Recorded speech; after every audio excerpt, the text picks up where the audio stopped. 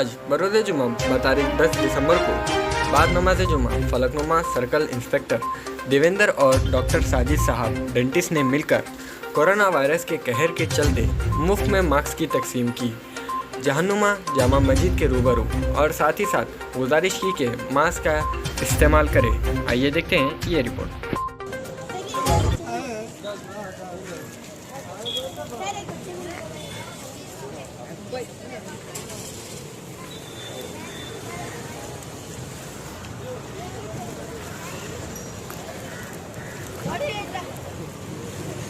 Statement दे दो इसमें।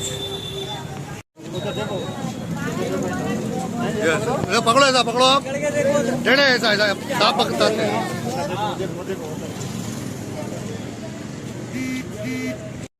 ये अपने को ओमिक्रॉन बोल के नया एक महामारी आ रही थी।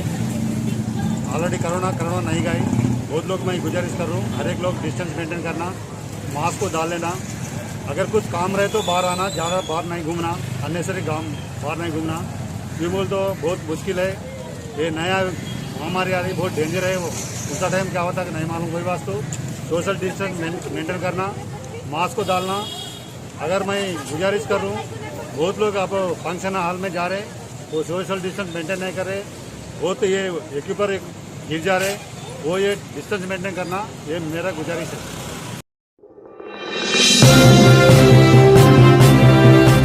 शौहर ने किया अपनी ही बीवी का कत्ल।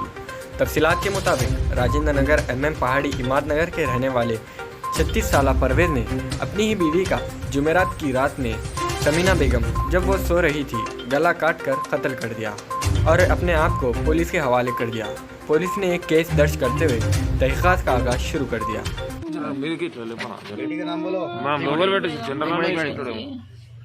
शमीम बेगम है मेरी बच्ची का नाम। माँ जम्मी बत गई थी बाबा, मैं घर में नहीं आने दिया जम्मा, घर में नहीं आने दिया माँ, घर में नहीं आने दिया जम्मा। मेरी बच्ची को मैं क्या कर दिया कि जम्मा, मेरे को पुलिस वाले देखने भी नहीं दिए जम्मा। मेरी बच्ची गई थी, कैसा दम गया है कि उसका जम्मा, मैं क्या करूँ जम्मा। मेरी बच्ची तो बच्चों के पास से गई थी बाबा, बच्चे बच्चे बच्चे बच्चे जान दे दी थी बाबा। ये करने की वजह क्या है? शक्का करता था जी बाबा, इसको देखिए उन्हें बात करा। मेरी बच्ची आलिम फाजिल है जी बाबा, बाहर नहीं निकलती थी। मेरी बच्ची रोज नमाज में रहती थी जी बाबा। जाने की सन्नत भी उनकी, जाने की सन्नत भी है बच्ची की। मेरी मेरी बच्ची बहुत कोशिश पाबंद की जी बाबा, मेरी बच्ची को बाहर भी नहीं निकलती थी जी बाबा। मैं जाके मिलती थी जी बाबा, 2 रोज को 3 रोज को मैं जाके मिलती थी, आने नहीं देता था घर को। एक साल से तो काम पे नहीं है जी बाबा, एक साल से मेरी बच्ची को टॉर्चर कर दिया जी बाबा। मेरी बहन का नाम शमीम बेगम है। तो मेरी बहन जो है ना, उनके शौहर जो है ना हमेशा शक करते थे, शक करके जो है ना पी के आगे मारना तोड़ना करते थे। रात में भी कोशिश करे, हमारे वालदा गए थे, जाके उनको बुलाने गए तो जो है ना नहीं बोल के हमारे वालदा को हकाल दिए। हकाल दे के जो है ना रात में ये हरकत कर दिए। काम पे भी नहीं जाते थे और नशा करते थे हमेशा। हमको यही पुलिस से गुजारिश है कि हमको इंसाफ होना, उसको सख्त से सख्त सज़ा होना। कितने बच्चे हैं आपकी बहन की? शादी कब हुई थी? हो गया था 10-15 साल हो गया। 3 बच्चे। बच्चों के खातिर गए थे बच्चे हमला है बोल के बच्चों के खातिर चले गए उनके शौहर के पास।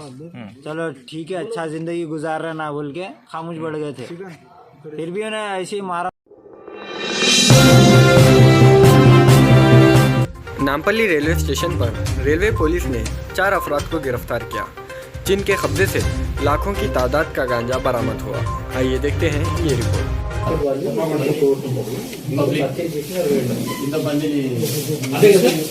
వీళ్ళు పర్చేజ్ చేస్తే 25 లక్షలకు, ఇది మార్కెట్ వాల్యూ 2-3 కోట్లు ఉంటుంది. వీళ్ళు పర్చేజ్ చేసిన మాత్రం 65 లక్షలు. ఇంకా తక్కువనే ఉంటుంది ఆడ. మనం మిడిల్ రేట్ వేస్తాం. మనకి కిలోకి వచ్చేసి 20,000-10,000 అట్లా వేస్తుంటాం. వాళ్ళు ఏంటంటే అక్కడ 3,000, 4,000, 5,000 సీజన్ని బట్టి ఇప్పుడు బాగా పట్టుబడుతుంది, అక్కడ దొరకట్లేదు. అక్కడ ఏమంటుంది మార్కెట్ ఎగ్జాంపుల్ ఒక పెంచేస్తాడు ఒక కిలో అని 10,000 కూడా చెప్పేస్తారు ఆడ వాళ్ళకి అవసరం కాబట్టి ఆ 10,000 తీసుకెళ్లి అక్కడ వాడి కిలోని దాదాపు 20,000 ఒక 30,000 అమ్ముతారు. అంటే వీళ్ళకి దీంట్లో శాంపిల్ ఏంటంటే చిన్న చిన్న ప్యాకెట్స్ చేసేసి అమ్ముతుంటారు. ఎక్కడ లేబర్ కాలనీలో, స్కూళ్ళ దగ్గర, కాలేజీల దగ్గర, ఈ పబ్లిక్ ఉంటాయి కదా స్లమ్ ఏరియాలలో, వాళ్లకు చిన్న చిన్న ప్యాకెట్లు 100 రూపాయలు 200 అంటే పెద్ద లెక్క చేయరు. ఎందుకంటే 100 రూపాయలు ఈక్వల్ టు వాళ్ళు చిన్న బీర్లు తాగారంట ఇలా. అదే ఇది తాగితే వాళ్ళు కొద్దిగా నిశాలాగా మత్తులాగా ఉండదని చెప్పేసి దీనికి అలవాటు పడ్డోటికి ఇదే కావాలంటే పాన్ పరాకు, మసాలా, గుట్కాలు ఇవన్నీ బంద్ చేస్తున్నాయి. ఎందుకు అది లేకపోతే వాడు బతకాడు. వాడి నోట్లో ఏదో రకమైన గుట్కా ఉండాలి. అట్లాగే ఇది సాయంత్రం పడగానే వాళ్ళకు గుట్కా కావాలంటే, గంధ కావాలంటే ఎక్కడో చోట దేవులాడతాడు. పైసలు చూడాలి, పైసలు ఎంతైనా పర్వాలేదని చెప్పేసి ఆ ఉద్దేశంతో తీసుకెళ్తుంటాడు.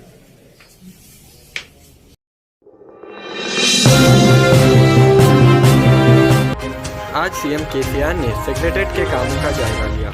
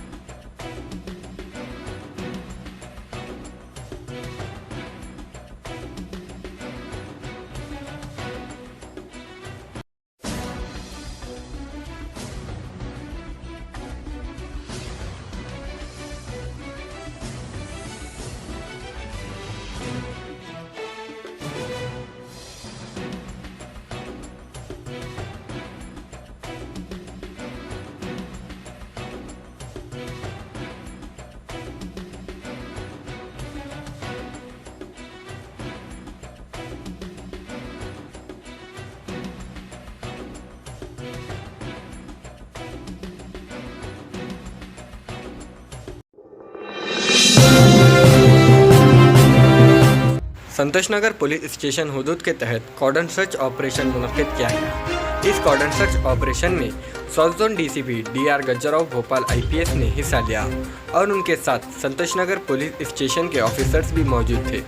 इस कॉर्डन सर्च ऑपरेशन में 26 बाइक को जब्त किया गया और एक ऑटो को जब्त किया गया। DCP south zone Dr Gajjarao Bhopal IPS ने कहा कि तकरीबन आवाम की शिकायत थी कि सीसीटीवी कैमरास लगाए जाए ताकि जुर्म में कमी हो सके और साथ ही तेलंगाना चीफ मिनिस्टर के चंद्रशेखर राव की खास हिदायत पर गंजेटियां और नशा करने वालों के खिलाफ सख्त मुहिम चलाई गई। आइए सुनते हैं मजीद तफसीलात south zone DCP Dr Gajjarao Bhopal IPS की जुबानी।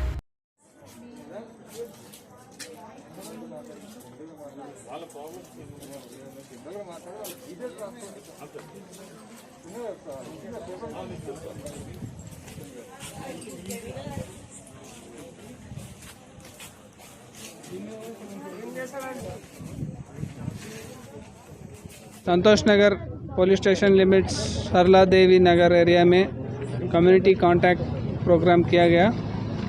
इसमें एक मकसद है कि यहाँ की आवाम से मिलकर बात करना, उनकी प्रॉब्लम्स को जानना और जहाँ तक हम कर सकते हैं उसका हल निकालना। इसके अलावा यहाँ के रोडी शीटर्स और सस्पेक्ट्स को भी काउंसिल करना, यहाँ पे जो वायलेशंस होते हैं स्पेशली व्हीकल वायलेशंस, उनको व्हीकल्स को सीज़ करना। इसमें आज 26 टू व्हीलर सीज़ किए गए और एक ऑटो भी सीज़ किया गया। और यहाँ का लोगों का इशू, मेन इशू की वो इस एरिया में सीसीटीवी कैमरास की कमी है। वो लोग यहाँ इंस्टॉल करने के लिए रिक्वेस्ट किए। डेफिनेटली ज़रूर हम इस पर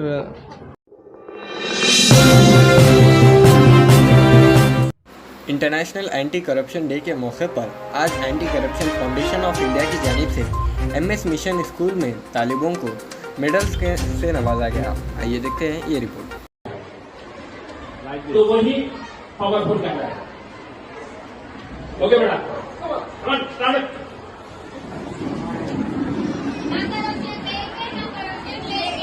बोलिए।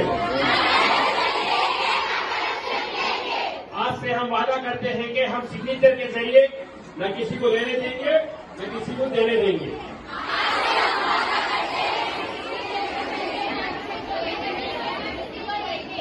Thank you very much. अब बारी बारी से एक एक आकर आज इंटरनेशनल एंटी करप्शन डे के मौके पर MS मिशन स्कूल पे 100 से 200 बच्चों को इस चीज़ की आज हलफ दिलाई गई कि आइंदा हम रुश्वत लेंगे ना रुश्वत देंगे। ये अच्छी चीज़ है और बच्चों से शुरुआत हुई है। हम भी ये चाहते कि बड़ों में भी आए ये शोहरत और आम बस्ती में, आम मोहल्ले में, आम मंडल में, आम गांव में, हर देहात में इसकी शोहरत आए। ये करप्शन ना दे, ये करप्शन की धीमक ख़त्म हो जाए। हमारी यही ख्वाहिश है कि आइंदा ऐसे करेंगे। और आज का ये दिन अच्छा दिन था। ये मौके पर इस प्रोग्राम को हम मुनाकिद करें और इस बच्चों के सवाल जवाब से बहुत ही इतना हमको बेनिफिट मिला कि वो लोग के ख्यालात इतने अच्छे ख्यालात हैं कि यही है, इससे ये लोग ये चीज़ चाह रहे हैं कि हमारा हिंदुस्तान करप्शन से दूर हो और करप्शन में बिल्कुल तबाह हो रहा है। ये बच्चों की सोच है। इस बच्चों की सोच से हमारे सवालात के जवाब से बहुत ही हम मुतासिर हुए बच्चों से। इनको इस सवालात के जवाबों से हम अवार्ड से, इनको मेडल से नवाजे हैं। और मैं ये चाहता हूँ कि हमारे तेलंगाना स्टेट में या हिंदुस्तान में भी पूरा करप्शन ख़त्म हो। अगर आपसे कोई करप्शन पूछ रहा है तो हमसे जितना हो सके हम कोशिश करेंगे। हमसे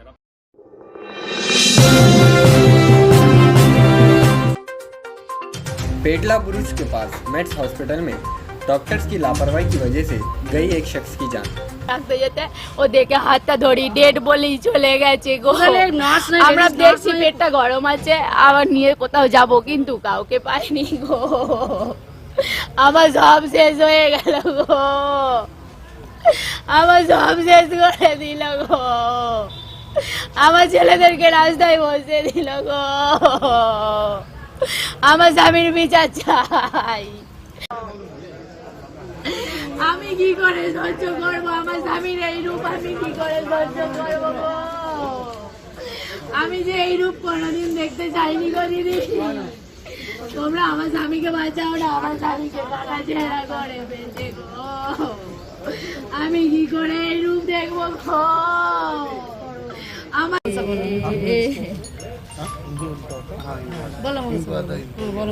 বলেছি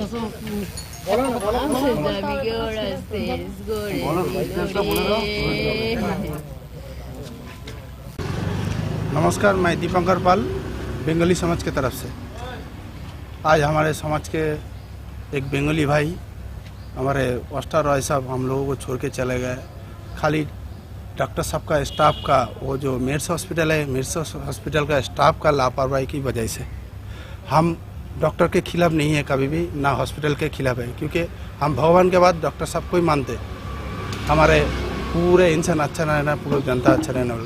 लेकिन ये जो उनका जो हॉस्पिटल का, मेड्स हॉस्पिटल का जो स्टाफ है, जो सिस्टम है, वो सिस्टम जो है पूरा लापरवाही के तरफ अपने जो पेशेंट है, पेशेंट के साथ ऐसा कर रहा है। आज हमारे मास्टर रॉय चले गए हमारे समाज की तरफ। बाद नमाज जुमा वादी उमर में मस्जिद के बाहर वसीम रिजवी के खिलाफ धरना किया गया और वसीम रिजवी का पुतला नजर आतिश किया गया। आइए देखते हैं ये रिपोर्ट।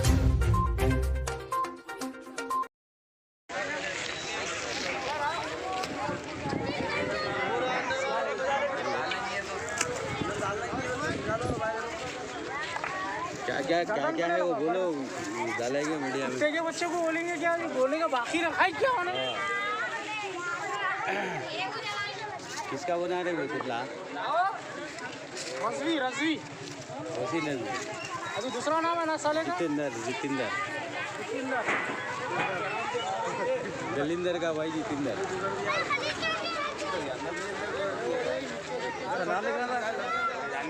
फोटो चला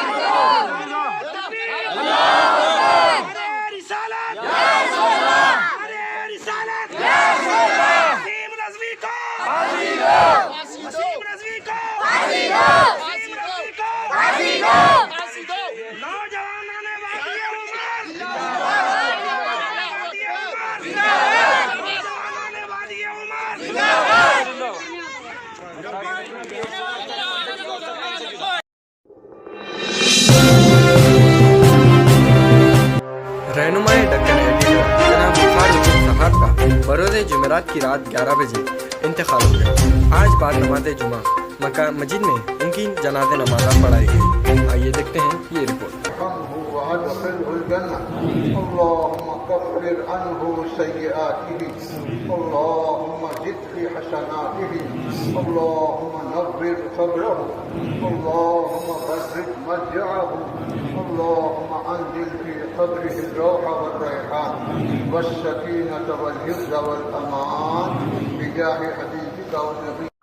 साढ़े 11 बजे इंतकाल हुआ। समझता हूँ दुनिया में बहुत से सहाफ़ी आकर चले गए, हम विकार भाई की तरह कोई सहाफ़ी को नहीं देखे। वो हमेशा आवाम की खिदमत के लिए, हक़ के लिए लड़ते हैं और मैं समझता हूँ 100 साल कंप्लीट हो चुके हैं उनके अखबार रहनुमाए डक्कन के। और उस अखबार के ज़रिए उन्होंने हमेशा आवाम की हक़ की बात की और आवाम को इंसाफ दिलाने के लिए लड़ते हैं।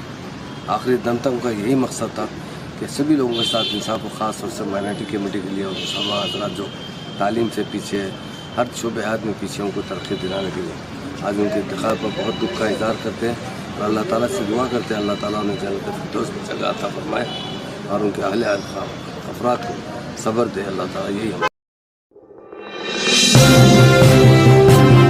MBBS और MS डॉक्टर सज्जाद की लापरवाही से गई एक शख्स की जान। फ्रेंड्स कॉलोनी पुकुलगुड़ा में रहने वाले एक स्टूडेंट शेख जुनैद का हुआ इंतकाल। 7 दिनों बाद 7 टम्स के कब्रिस्तान से मरहूम जुनैद की लाश को निकाला गया और वहीं पर पोस्टमार्टम कराया गया। 2 दिसंबर की रात को एड्रेस रेसिडेंट्री में रहने वाले शेख अब्दुल रहीम ने अपने बेटे जुनैद 21 साल को बैक साइड में पेन होने पर प्रोफाइल हॉस्पिटल डॉक्टर सज्जाद के पास ले गए, जहां डॉक्टर सज्जाद ने बिना कुछ कहे फौरी तौर पर जुनैद की सर्जरी कर दी और फिर कुछ देर बाद टलीचौकी के एप्पल हॉस्पिटल को शिफ्ट कर दिया, जहां जुनैद का ऑपरेशन किया गया और कुछ ही देर में इनके इंतकाल की खबर सुना दी गई, जिसके साथ ही वालिद अब्दुल रहीम और दूसरे फैमिली मेंबर्स पर सख्त हो गया और 8 दिसंबर को जुनैद की तकलीफ अमल में। सर्जरी के दौरान डॉक्टर की लापरवाही से जुनैद के जिस्म में निडल टूट गई थी, इसकी वजह से उनका इंतकाल हो गया। बाद में जूनियर एडवोकेट शेख मोहम्मद आजम ने मरहूम के वालिद अब्दुल रहीम के कहने पर इस सिलसिले में एक पिटीशन बनाया और फिर गोलकुंडा पुलिस स्टेशन में जुनैद के वालिद शेख अब्दुल रहीम से कंप्लेंट कराया। इन्हीं की मेहनत से मरहूम जुनैद की फैमिली को अब इंसाफ मिलने के चांसेस है, क्योंकि पुलिस ने डॉक्टर सज्जाद और दूसरों के खिलाफ में केस बुक कर लिया और मज़ीद तहकीकात जारी है। आइए देखते हैं ये रिपोर्ट। साल का था जो 3 दिसंबर 2021 जुमा के दिन उसका इंतकाल हुआ डॉक्टर की लापरवाही की तरफ से। ये एक छोटी सी फुंसी थी जो मैं 2 तारीख की रात में 8 बजे प्रोलाइफ हॉस्पिटल में लेके गया। वो लोग जो है एक अंदर लेके गए, क्या हो देखेंगे, टेस्ट करेंगे, बल्कि अंदर से सर्जरी करके ला लिया बाहर। उन्होंने बाहर आके बोल रहा है कि मेरे को एक नीडल टूट गई अंदर, वो नीडल निकालना है, हम यहाँ से। याकुतपुरा असेंबली हल्के के डिवीज़न कुरमलगुड़े के इलाके में फ्री मेडिकल कैंप मुनक्किद किया गया। आइए देखते हैं ये रिपोर्ट। कायम किया गया बानो नगर इलाके में हमारे समदानी साहब की सरपरस्ती में नकीब मिलत बैरिस्टर असदुद्दीन साहब सदर मजलिस रुकन पार्लियामेंट की हिदायत के मुताबिक हफ्ते में एक बल्दी डिवीज़न में 4 मेडिकल कैंप कायम किए जा रहे हैं जो फ्री चेकअप करेंगे।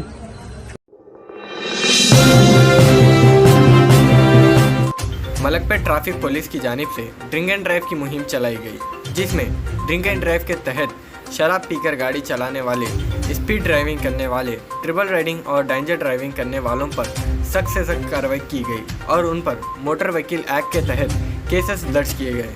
आइए देखते हैं ये रिपोर्ट।